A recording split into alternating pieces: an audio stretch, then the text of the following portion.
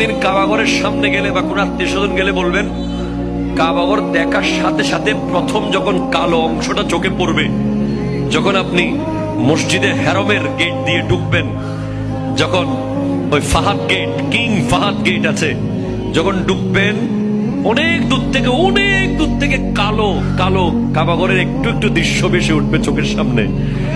তখন দোয়াটা করবেন, কি দোয়া করবেন কয়টা? যখন কয়টা? একটা দোয়াই কবুল হবে দেখার সাথে সাথে। কাবা ঘর দেখার সাথে সাথে প্রথম যে দোয়াটা করবেন ওটা কবুল করবেন কে? এখন শিখে নেন, অনেক মানুষ জানেন না হিকমত। আপনি একটা দোয়া করবেন, একটাই শেষ, একটা সুযোগ পাবেন আপনি, কিন্তু আপনি এমন এক দোয়া করবেন যেন যতদিন ওখানে থাকেন প্রত্যেক দোয়া কবুল হয়ে যায়। এই হিকমতি দোয়াটা শিখে নেন। আপনি বলবেন, আল্লাহ আমি 10, 12, 15 যতদিন এখানে থাকবো, যতগুলো দোয়া করব সব কবুল করে নিয়েন।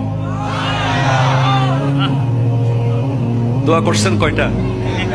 পাবেন কয়টা?